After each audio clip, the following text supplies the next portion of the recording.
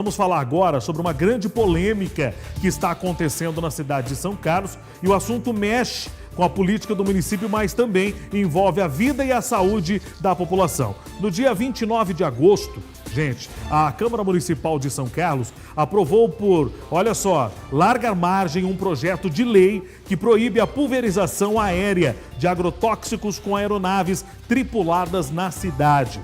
A autoria deste projeto é do vereador Djalma Neri, do PSOL, e a votação resultou em 13 votos a favor e apenas um voto contrário. Apesar disso, a lei foi vetada pela prefeitura, o que causou muita surpresa, e eu vou conversar agora com ele mesmo, né, o vereador Djalma Neri, ao vivo lá de São Carlos, para a gente saber melhor sobre esse assunto. Ô vereador, você me ouve bem aí? Boa tarde, seja bem-vindo para Ribeirão Preto e toda a região. Perfeitamente, te ouço muito bem. Obrigado pelo espaço, pela oportunidade de sempre de dialogar com vocês aqui. Bom, então a primeira pergunta eu começo com você é o seguinte: quer dizer então que foi vetado pelo prefeito da cidade de São Carlos esse projeto? Lamentavelmente, sim. Apesar do projeto ter sido aprovado, como você bem mencionou, por ampla margem, com 13 votos favoráveis e um contrário, o prefeito decidiu vetar por pressão do agronegócio, dos setores que se sentiram prejudicados pelo projeto e fez uma escolha política. O prefeito escolheu por defender os interesses desse pequeno setor, né, que tem influência econômica, social e política, em detrimento da saúde da população, em detrimento da legislação contemporânea que já tem se espalhado em termos de proibição da pulverização aérea. E agora está nas mãos da Câmara Municipal de São Carlos derrubar o veto, ficar ao lado da população, defender a saúde, defender o meio ambiente e mostrar que se preocupa de fato com o nosso povo. Quer dizer, vereador, então que o prefeito resolveu, então, proteger o agronegócio ao invés de proteger a população e cuidar da saúde do cidadão que votou nele, né? Exatamente isso. E é curioso porque, na verdade, já existem técnicas modernas de aplicação de pulverização de agrotóxicos que nós não queremos proibir. Em São Carlos, inclusive, nós temos a maior fábrica de drones da América Latina, que tem trabalhado com agricultura de precisão, garantindo uma assertividade na pulverização dos agrotóxicos. E nós não nos opomos a isso. Agora, ficar jogando veneno na propriedade vizinha, matando os animais, as plantas, contaminando as pessoas, são milhares de notificações de intoxicação por agrotóxico nos últimos 3 anos no Brasil, mais de 500 mortes notificadas, estima-se uma subnotificação de 50 para 1, quer dizer que nós podemos ter 50 vezes mais casos do que aqueles notificados de intoxicação e óbito, e a pulverização aérea é uma das principais responsáveis, porque o agrotóxico aspergido numa propriedade por avião, por condições climáticas, por questão de vento e etc., pode chegar até 30 quilômetros do local onde ele foi aplicado. É uma técnica arcaica, ultrapassada, e infelizmente alguns setores não querem abrir mão disso e se adequar às novas tecnologias e respeitar a saúde da população e proteger a natureza. É vergonhoso, é lamentável, e é lamentável que a prefeitura tenha adotado, né, essa posição, esse lado, ao invés de defender o povo. Dá pra gente perceber, volta as imagens para mim, Lagoto. Para quem está assistindo, não precisa ser técnico, né, e nem expert em agro, né? Para a gente entender que o avião precisa de uma altitude para poder sobrevoar e jogar esse agrotóxico, esse veneno que precisa para poder matar, né, alguns tipos de bichos que ficam aí na plantação. Agora, tem um sistema de drone, o vereador acabou de falar agora, São Carlos tem uma fábrica de drones tecnológicos, né, que ele voa mais baixo e ele pode, inclusive, meu amigo, não trazer tanto malefício para a população quanto o avião traz, né, vereador? É exatamente isso que a gente defende. Já existem técnicas adequadas, com menos impacto à natureza, ao meio ambiente, à saúde. Por que não aderir a essas práticas, né? Por que não mostrar que a gente se preocupa com a natureza, com a saúde e ficar preso ao modelo já ultrapassado? O nosso projeto é sobre isso. Já tem jurisprudência, já tem outros projetos aprovados em outros municípios. O estado do Ceará, em 2019, aprovou uma legislação que proíbe a pulverização aérea em todo o estado. Essa legislação foi questionada pela Confederação Nacional da Agricultura, pela CNA, por uma ação direta de inconstitucionalidade. Porém, o Supremo Tribunal Federal confirmou na semana passada que a lei é constitucional de forma unânime. Então já temos um entendimento legislativo, jurídico, técnico, de que existem alternativas para a produção de alimentos que não precisam se apegar ao modelo de pulverização aérea de agrotóxicos tão ultrapassado, tão prejudicial, tão danoso à saúde e ao meio ambiente. Ô, vereador, eu também não entendo muito de agro e também não sou dono de plantação, não sei como é que funciona a matemática disso. Mas que dá para a gente perceber que um drone custa muito menos do que um avião, muito mais barato. Claro. Né? Muito menos, até porque determinados drones não precisa nem de combustível, somente com bateria ele consegue sobrevoar. Ele não precisa, você não precisa pagar um piloto para poder estar sobrevoando. Então, pela matemática, ficaria muito mais barato o cara que trabalha com o sistema de aviação ter um drone para poder fazer esse sistema de pulverização, economizar e cuidar da população também. Então, eu não entendo o porquê que acabou acontecendo, o agro pressionando o prefeito para ele vetar este projeto. Concorda comigo? Concordo plenamente, né? Além desse aspecto que você trouxe, o drone pode ser programado para sobrevoar especificamente sobre determinadas áreas.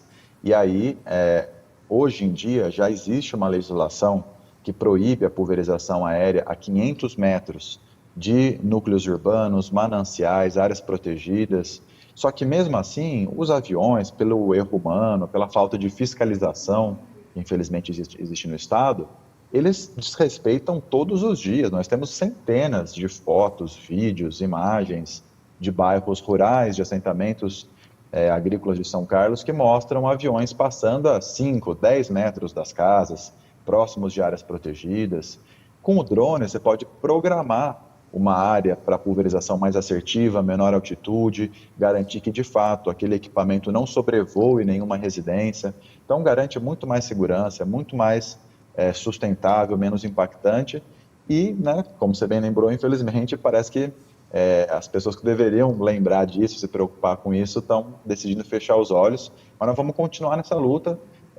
Esse projeto, né, o veto do prefeito, tem que ser apreciado pela Câmara. Já estamos dialogando com os vereadores para que a gente possa derrubar o veto, garantir que essa lei coloque São Carlos no mapa da defesa da vida, na defesa da natureza e garantir a proteção da nossa população. Inclusive, vereador, vale a pena a gente lembrar que hoje é o Dia da Árvore, né? O meio ambiente tem sido o assunto aí no mundo todo e é lamentável que a gente tenha que dar uma notícia como essa, um projeto bacana que a Câmara dos Vereadores acabou aprovando e a Prefeitura, o Executivo, acabou derrubando. Me diga uma coisa, qual vai ser o procedimento com vocês lá agora, com a equipe, com os vereadores da Câmara Municipal? A Câmara consegue derrubar o veto do Executivo? Sim, a Câmara tem competência para isso. O veto chegou na terça-feira, foi um veto total, com uma argumentação embasada num parecer da Procuradoria-Geral do município, alegando que o nosso projeto é inconstitucional porque ele versa sobre direito aeronáutico. E segundo o artigo 22 da Constituição, direito aeronáutico é competência privativa da União. O município não poderia legislar sobre isso. Eu não sei, né, se é má-fé, se é incompetência, né? Mas claramente o nosso projeto não versa sobre direito aeronáutico, a gente não fala sobre espaço aéreo, a gente fala sobre a pulverização de agrotóxicos. Portanto, trata-se de um projeto de direito ambiental. E a mesma Constituição, no artigo 23, já disse que existe a competência comum dos entes federados, União, estados e municípios, para legislar no que diz respeito à proteção do meio ambiente, preservação de florestas, fauna e flora. Portanto, né, o nosso projeto é plenamente constitucional. Agora ele passa pelas comissões da Câmara, eu inclusive sou presidente da Comissão de Meio Ambiente, já adianto que a nossa comissão vai dar um parecer contrário ao veto do prefeito e após a análise das comissões ele vai para votação em plenário. Nós precisamos de maioria qualificada, o que significam 14 votos dos 21 vereadores, para derrubar o veto, né? São 2/3 dos vereadores. A gente espera contar com os votos dos colegas, né? Já estamos falando com eles, não sabemos se o projeto vai ser votado na terça que vem ou na outra, ainda precisamos ajustar a agenda, né, da pauta da sessão, mas de qualquer forma a gente espera que os colegas sejam sensíveis à questão, mantenham o seu voto favorável e os que não votaram favoravelmente que possam se somar agora e entrar para a história como pessoas comprometidas com a saúde do povo e também com a defesa da natureza. para o bem, né, da cidade de São Carlos. O bacana é o Legislativo e o Executivo falarem a mesma língua, se darem bem. Mas nesse caso, infelizmente, vão ter que partir para a briga, não vai ter outro jeito, né? Os vereadores vão ter que se unir e tentar derrubar o veto do prefeito, até porque é relacionado pelo lado bem do cidadão aí da cidade de São Carlos, né, vereador? É exatamente isso, perfeito. E como você mencionou no início, né, São Carlos e Ribeirão Preto têm realidades parecidas no que diz respeito às questões agrícolas, à produção. Então fica também um convite para a população de Ribeirão Preto para que eles possam dialogar, né, tanto junto ao Poder Legislativo como junto ao Poder Executivo, sobre a importância de trazer uma legislação que garanta a proteção da saúde e da natureza na cidade de Ribeirão Preto. Quem quiser conversar, nosso mandato está à disposição para compartilhar o projeto. Nós fizemos aqui em São Carlos audiências públicas e reuniões para falar sobre o projeto antes de apresentá-lo, antes de propô-lo à Câmara. Então, todo o processo foi feito com muita transparência, com muita participação. E nós ontem fizemos reunião com uma vereadora de Americana. Enfim, a gente está aberto a dialogar com toda a região para que a gente possa criar um cinturão de defesa da natureza, da saúde da população, em prol, né, do nosso povo que merece poder viver em paz sem ter chuva de veneno na sua cabeça. Vereador Djalma, obrigado pela sua participação aqui no nosso programa. O vereador fala muito bem, tem uma voz bonita. Além de estar na política, também é comunicador em São Carlos? Oh, muito obrigado. Eu trabalho com redes sociais, faço vídeo, sou professor, então sou treinado para falar. É um grande... Também lidar com a comunicação, né? É um grande professor. Parabéns, vereador. Um grande abraço. Conta com a gente aqui em Ribeirão Preto, viu? Muito obrigado pelo espaço de sempre. Tamo junto. Valeu. Obrigado, vereador. Obrigado. Olha, gente...